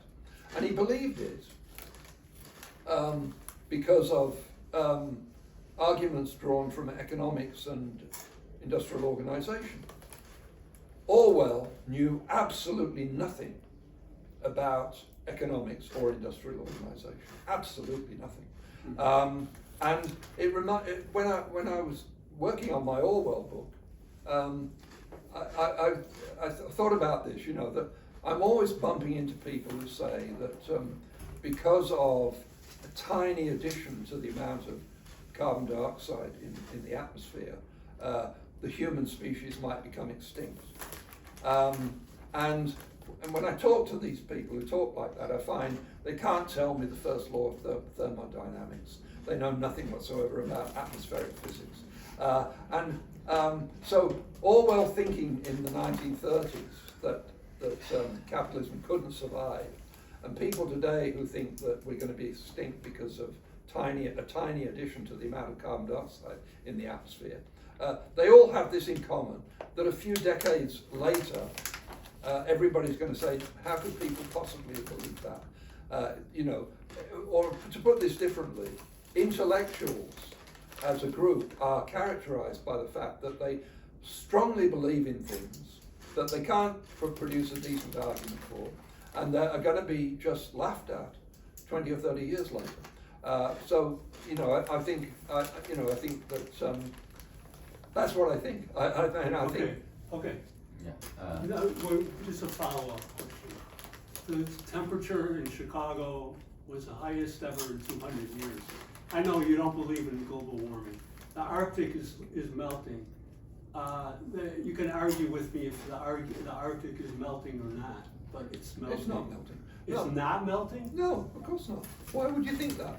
I mean, look. All right, bye. See ya. Let's hear from you. So, thank you, Dr. Steele. Steele. That was a really good speech. Actually, I had a similar journey, but I started with Marxism at 5th grade. Mm-hmm. That was textbook in the school. You have to learn all this capitalism, everything. You have to test it. You have to remember. So it's a good fully refresh of what I learned. The interesting part is that the dead labor and the physical labor, right? Mm-hmm. The Marxism, I would say interesting part is interesting that there's a mental labor. You talk about the later, you talk about who is that, the guy, Marshall, what is his name? Robert Michels. Yeah, he talked about the leadership, actually. Right. The leadership is a labor. The MBA is a labor. The people who decide to move capital for another, that's a labor. That's an intelligent labor. Marx described that labor. Yes. They said that's not a labor, which will kill the productivity, right? Because if you don't do that labor, the physical labor will going down only, right? So that's one part. Is I think there's a vacancy there. You can categorize as a labor. So that's very interesting. About the other part, actually, to add to the question about the China. I relate to the USDAI too. I was consultant. I'm still consultant. I work with DAI who getting massive fund from USDAI to do the green revolution. Mm-hmm. And the whole thing, I didn't tell you about that. The whole thing started with DAI working with a Mongolian bank, the head of Mongolian bank leadership team, educating the Chinese leader, that's Deng Xiaoping at the beginning, on the Yangtze River cruise for 7 days about what is market capitalism and what is market economy. And they funded that. They funded it. I have all the content because I was doing the consulting for them. They give me all the content about it. That's all the things started. So they are capitalism. They're learning from capitalism, more capitalism than capitalism, right? So that's why it succeeds. So that's very interesting part. Now that's the fact, because I have all the story that tell you from the fact what's going on. I think Eric had a question. Go ahead. It's okay, it's more of a comment than like a response. Because Lenny asked the question that I was struggling how to broach the topic of China. Then Lenny asked a question, and then I said, I know how to cut in with this topic. Actually, as you mentioned, we see that there's basically the same facts about China's new system, the current system. But we have different perspectives. For those, I can imagine, I'm not one of those, but I can imagine those who said China is a capitalist system. Some of them to prop up the capitalist system, because China's success. China is a success, it's not deniable. But if you say China is a capitalist system, that's a success of capitalism. Mm-hmm. Yeah. But if you say China is a socialism, that becomes success socialism. So for people from that standpoint, that background, they would rather say China is capitalism. And for Chinese Communist Party themselves, they insist China is a socialism with Chinese characteristics. And there's some holdout, Marxist holdout, like you mentioned, academics, probably some of them rather say China's total Marxism on the way to communism. So that's my observation. But on an even keel kind of way, I have no political motivation, but I have nationalistic motivation, as you know, as everybody kind of know. I think China, we see the same facts, right? China is state enterprises, state-owned enterprises, but China has market mechanisms, market forces. China has central planning, but China's central planning is no longer Soviet-style central planning, like old Chinese-style central planning. They plan the strategic part, they call high commands. That part, strategic part, important part, they plan. Five-year plan, they still has it. Each term, like each presidential term, is 5 years. So at the beginning, they made that plan for the first year, for the rest of the term. And then before it's up, they make the next 5 years terms. There's a 1 year lag, something like that. So from that standpoint, still socialism. Although with the Chinese characteristics, their brand of, or their blend of different market mechanism in different corners, different ways to foster competition. Unlike the Soviet system, they didn't foster competition. They were against competition. That's why their reform failed.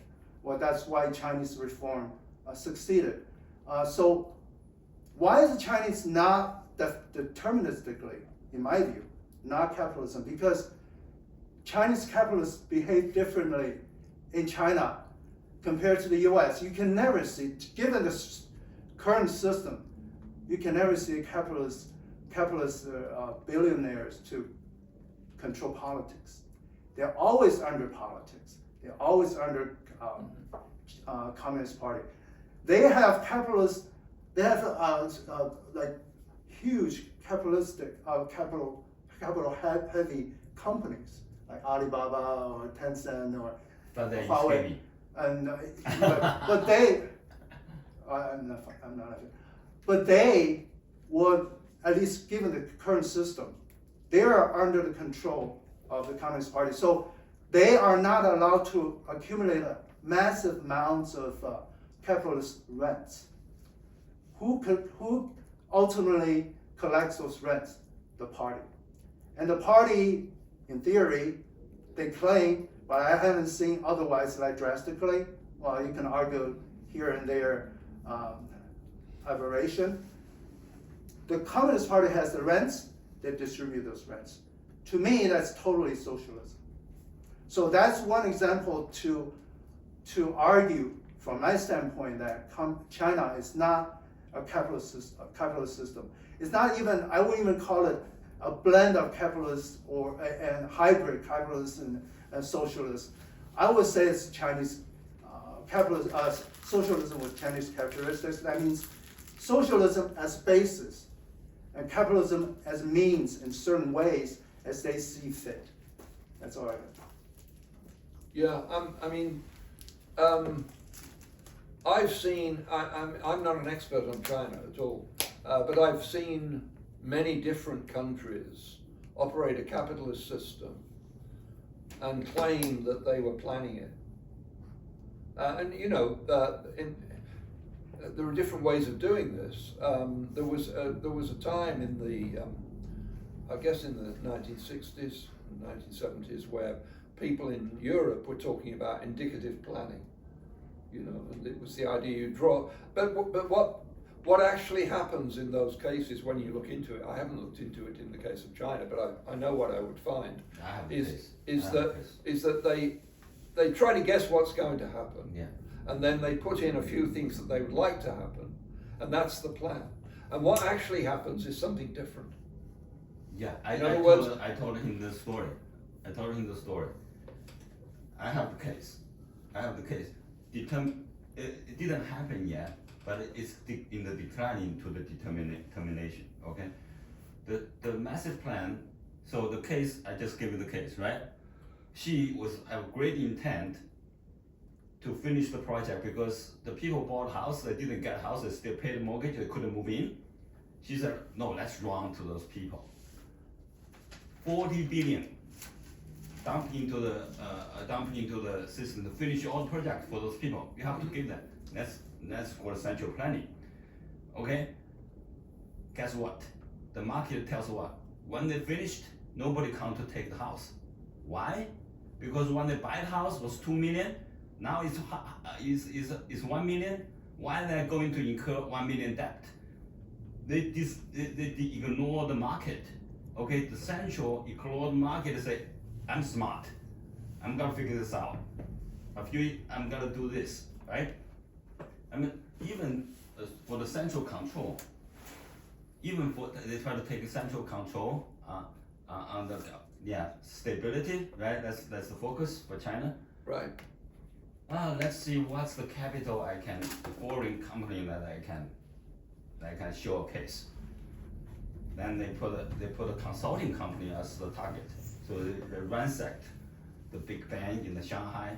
They ransacked another big famous consulting company and take all their data and arrested about a dozen people. Light capital. That's pretty smart.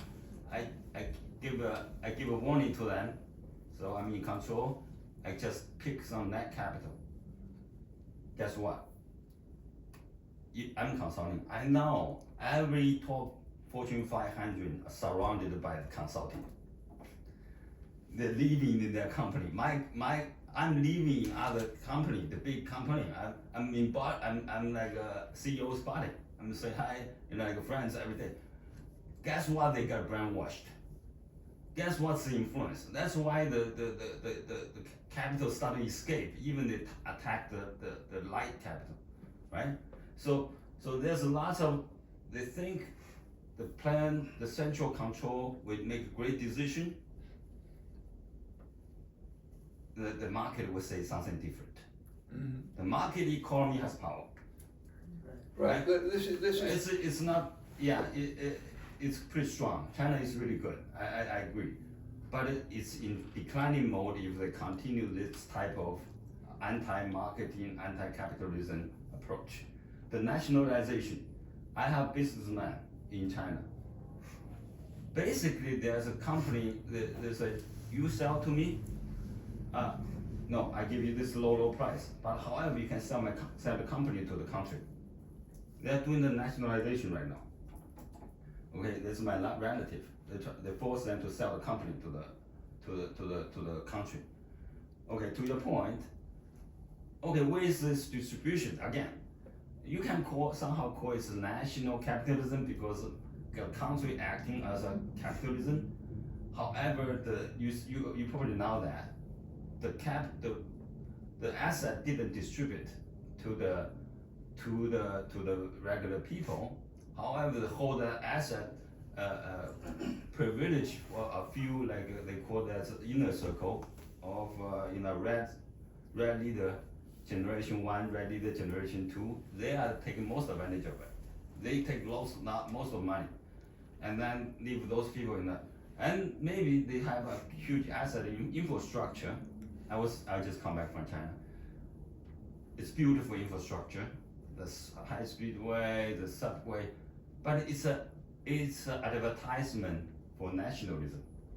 I'm trying to glorify China as a nation rather than when you go one layer down, you go outside of the main city, it's broken. When the tourist people couldn't reach, you see something different, very, very different. So whether they do the what do you call that, the Olympic, the great glorified show, or that the new Chinese New Year ceremony, it's a show, right? They put a lot of capital in that to elevate nationalism, which is nothing wrong. I know, they're proud of Chinese. I'm Chinese. That's great country, great. But the purpose the capital has been used a little bit differently, or I think a little bit misused, rather than benefit people, right? Benefit people. My son was he played viola. He played viola and he go to this panda trip to China. So it's a symphony, Toledo Chinese symphony, Toledo symphony, youth symphony. Mm-hmm. And the mayor sent them off. And then before sending them off, they gather them in the mayor's office. It's so broken, right?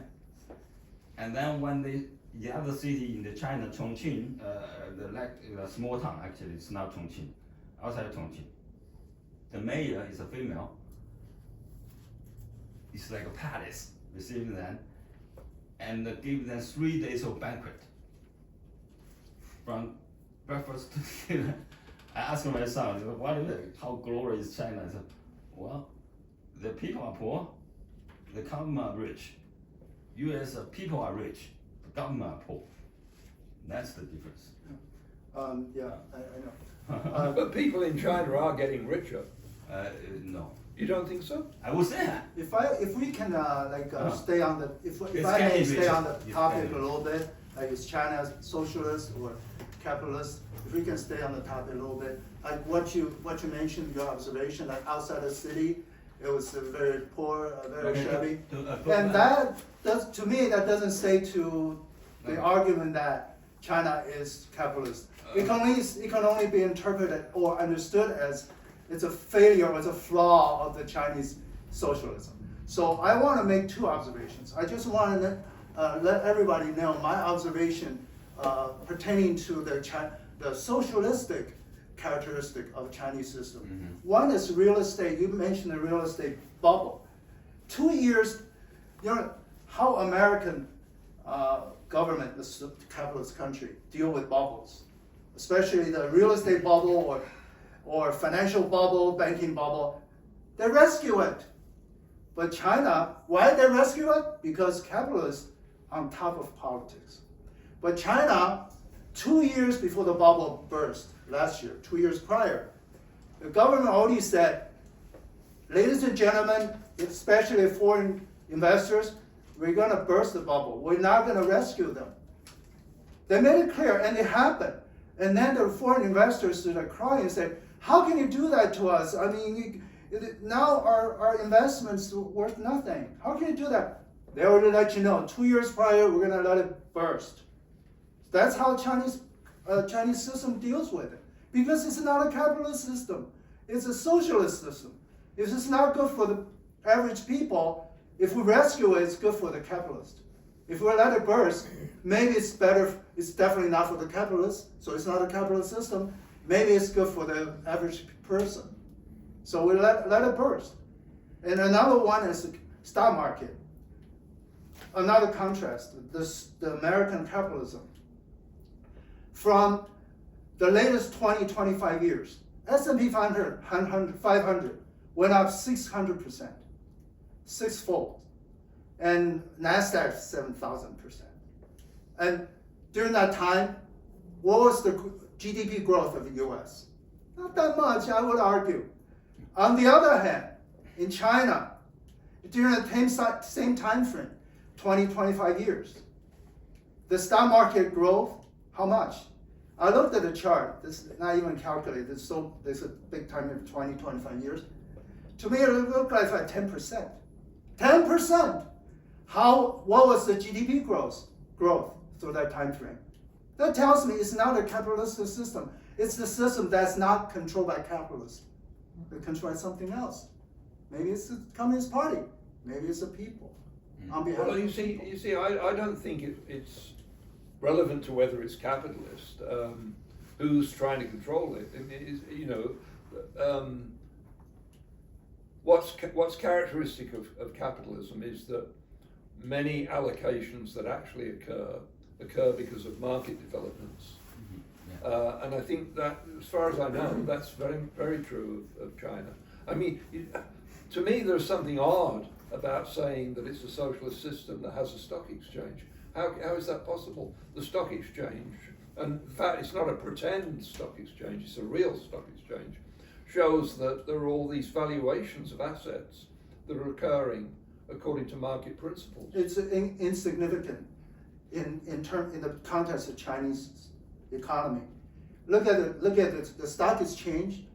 The U.S. American stock exchanges, 60% of the world stock market capitalization, 60% in the U.S.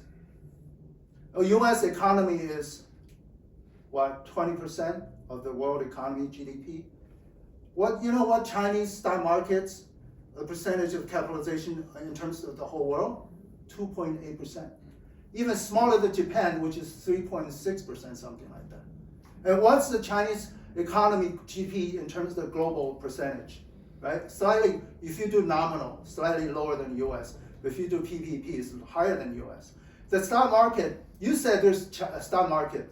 There's a lot of things that China has, that capitalist country has. But you have to have a sense of proportion. The stock market in the Chinese economy, in the minds of Chinese system, in the minds of the Chinese Communist Party, is insignificant. You never said Xi Jinping said, well, today's stock market rose by 1%. Yay! I'm going to tweet about it. But you see Donald Trump do that. You see Joe Biden do that. Because the stock market, although despite its presence, is insignificant. It's there to raise capital for some private companies or have private, high public companies. They do that. But their main source of capital is from banks, state-owned banks. That's one way the state controls the economic growth, economic development. Like which sector should be encouraged, which sector should not be encouraged. That's how they do it. So I will have add the sense of proportion on top of the presence or absence of something.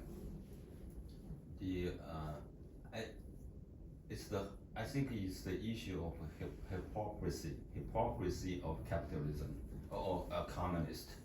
I still look Chinese news, and just a couple of days ago, basically Chinese news, central news, they say, Xi is talking to his top leader, saying, we will persist Marxism. We will persist Marxism as a country. So he's there. However, most of the leaders go through MBA program.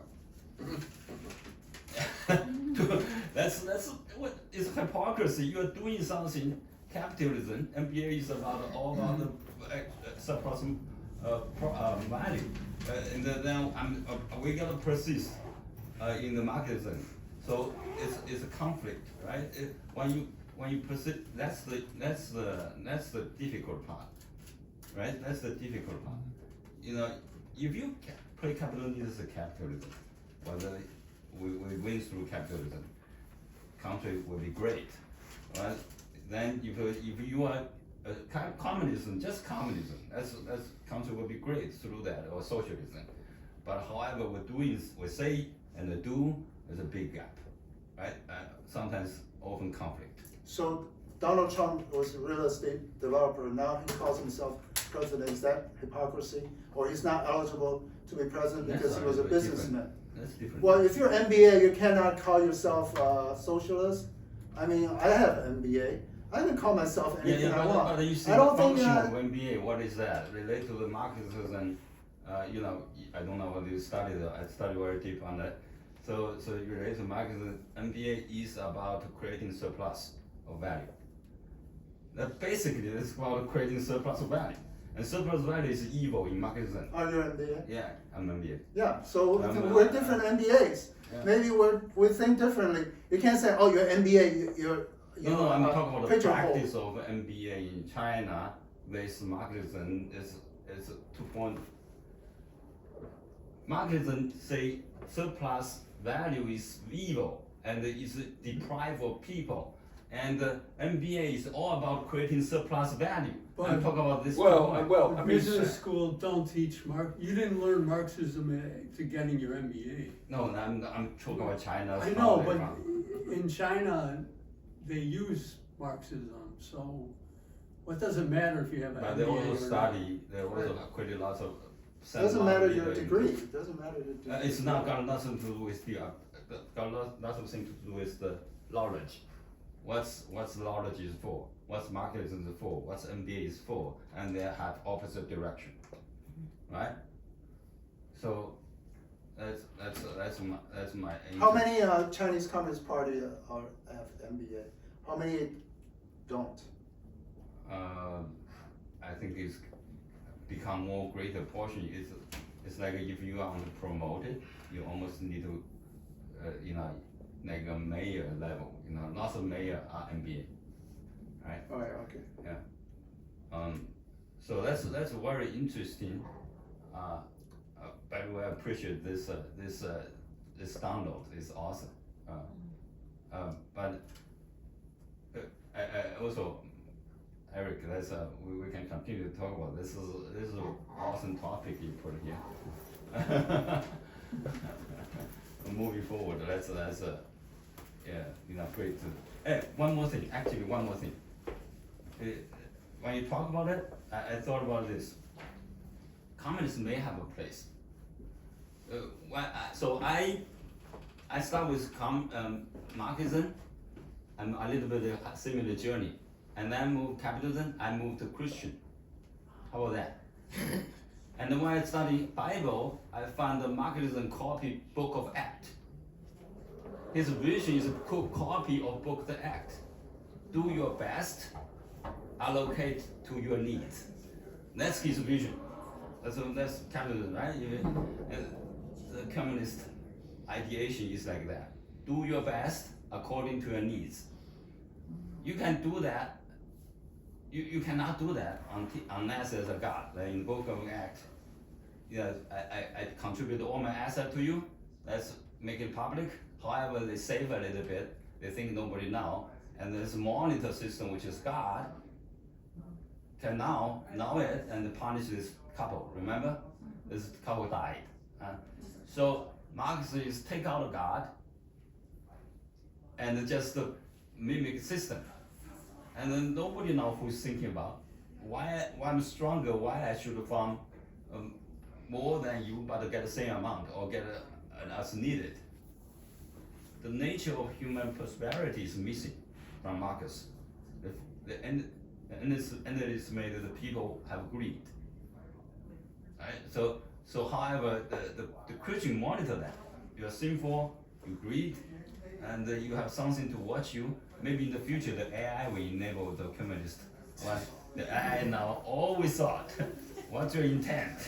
How much capability you have? And then allocate to what's the reward to you with the value. Maybe that will happen. That'd be scary. That'd be scary, yeah. I think people will reject that.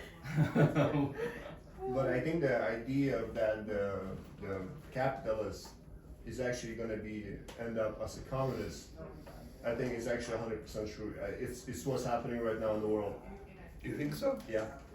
Where is there a sign of? Well, the problem is actually people like try to look at the countries. They try to see the system inside of the country.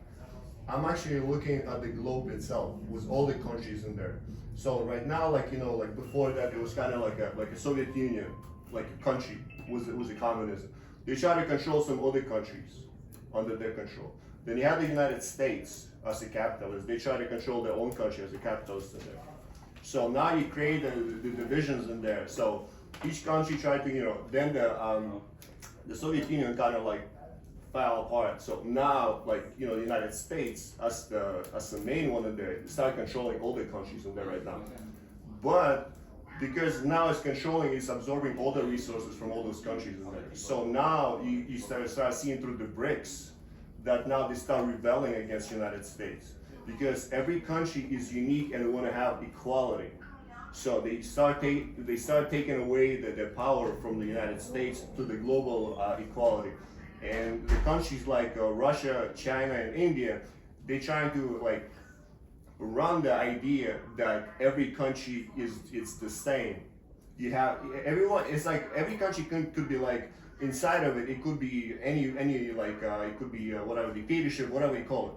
But as every country as a whole, everything as a world, every country should be equal. So I think that's what is happening right now because the U.S. was controlling it. Now through the BRICS, they're trying to implement like we are equal. Just join us. We're not going to be abusing you. We're not going to take your resources. We're not going to impose our laws on you or our views. You can do whatever you want on one side of the country, but the equality is going to be there. You can actually do the business with all of us with equal respect. It's not going to be like one country going to tell you, oh, we're going to do business with you. Against you are going to put the sanctions. Against you are going to do this, and then you're going to abuse those two countries in there. No, it's going to be all of us is going to be equal. And if we disagree, all of us will have to get together and figure out how to fix it. So I mean that's how I see the world. Right, but I mean this doesn't mean communism.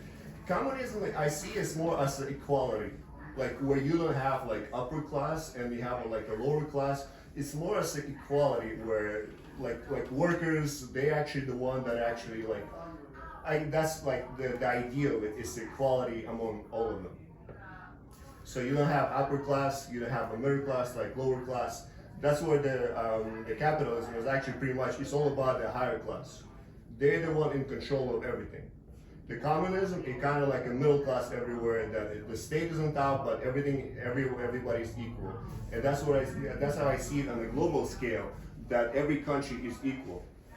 We're gonna have probably like 3 countries, like China, India. They're gonna be on top, but they're not gonna be imposing the rules. They're just making sure that everything is equal underneath. They're creating a structure. But I mean, equality among countries doesn't mean that there is a communist system. No, I mean any country as a country itself, they decide. People inside of the country, they're gonna decide what's working best for them. Because for something like Saudi Arabia, I mean they running under the king. You cannot go and say, oh no, you have to be a democracy now. I mean no, because that's how they live. They used to it. I mean you cannot go and say no, you cannot live like that anymore. That's their choice. I mean, if it's working for them, that's fine. If something like for China, if it's like mix the hybrid of communism and capitalism, if that's working for them, that's fine. Let them have it, because it's all about every country is unique. People are unique. You cannot just say, "Oh, you're all the same." If we're like that, you're gonna be the same way. No, I mean everybody's different, and it's the beauty of it that everybody's different, because we can learn from each other in there and our differences in there. Because when we make everybody's equal, there's nothing like, we're not growing anymore. Because it's good when the countries can compete against each other, but the competition should be equal.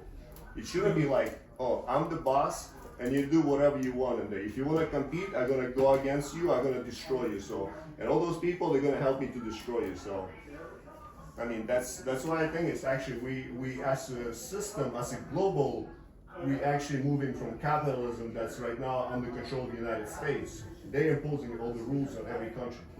To more to the equality, to the BRICS. Thank you. Very good. I like that. As far as going outside of the city, like in China, you go outside of the city. You go outside the city here, or you go inside the city. You see poor people. It's not all high rises.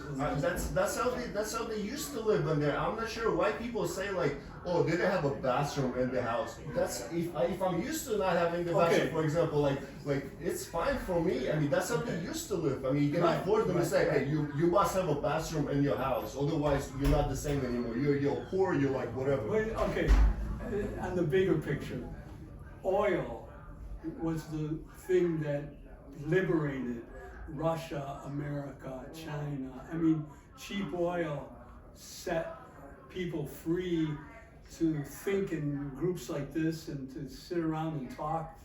And, you know, you got heat, you got cooking, you got cars, you got trucks, you got, it just liberated everybody. And as far as communism and capitalism, these are just temporary things. Like maybe, like you're right, maybe everybody's gonna be communist. I mean, Starbucks and Amazon are doing unions. I mean, and the rich guys don't like that, cause they're rich, motherfuckers. I mean, no, just the election just happened right now, and the Kamala, she was saying, oh, we're gonna take money from rich people and we're gonna give it to poor people. And they started blaming her that she's a socialist and there. But that's the case because you start seeing the smaller percentage of like a Musk and Bezos, they're like getting super rich. But then you see people on the streets like homeless and stuff like that, and then we start getting the percentage of the rich people, they're getting smaller, the middle class getting smaller, and the lower class is actually start expanding, and this is creating inequality, and people at the bottom, I mean, they're just getting mad about this thing in there. They want change, they want some kind of, at least people on the bottom, they want to be at least like a middle class, not the bottom. Yeah. Well, then there's the people, middle class, maybe kind of a little bit rich, who were crazy about Trump. And he was a great white hope, he was a racist, he hated all the immigrants. He promised white people to have factories come back, and people who were stuck out of factories in the 80s and 90s in America, he was the great hope. But now, you know, eggs cost $14 a dozen. And Trump doesn't say anything about that. Anyways, you're right. I think you're right. The problem is actually the reason why the United States as a capitalist survived, even though it actually was falling apart in the 30s, was a Great Depression and stuff like that. The World War II saved them. Right. Because of the war, the countries were fighting against each other, so they came and they actually boosted their manufacturers, all of that stuff. They actually. That's why they never joined the war at the beginning. They start in the end where they actually were kind of already like dying in there. So they came to get whatever they can get as much as that. And then from there, the beautiful idea was actually the dollar. It was tied to the gold. But then they untied it and saying now we can print as much as the money we want. So now what we have is just like that's what I have.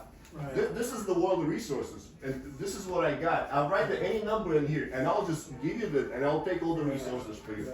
And I'll say like, well, this is $1 trillion. Like, look, this paper is $1 trillion. Yeah.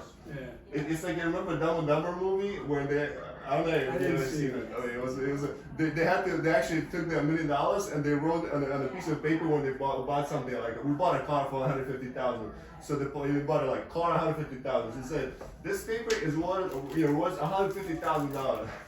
So this is the United States, and through the oil, they actually tied the oil exchange, whatever they're selling and buying, to the dollar. So they actually all of the dollars started occupying the whole world, and the reason why the United States have so many military bases because they need to protect that dollar value. Because they need to protect the dollar. Right. Because once the equality comes in, and they're gonna say, you know what, we're not gonna use the dollar anymore because every time you use the dollar, you have to pay them interest. Right. I mean, you have to buy the dollar. You use your money. You have to go to the you have to buy this paper to pay somebody this country in there, and then those countries say, hey, why do we need to go to the United States? Buy the paper so this country can pay to this country. Why we cannot just this country pay to this country straight? But then the United States said, no, you cannot do that because if we lose the value, if this is cost $1 trillion, now it's cost like 1 cent.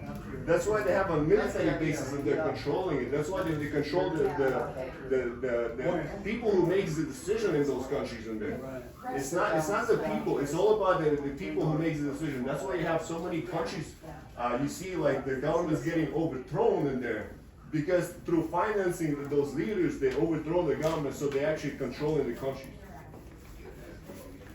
And so that's what we're actually removing in there because through the BRICS, they're saying, hey, we don't need the dollar, we don't need the United States. Let's just work together. So We don't need when that the stuff. Republic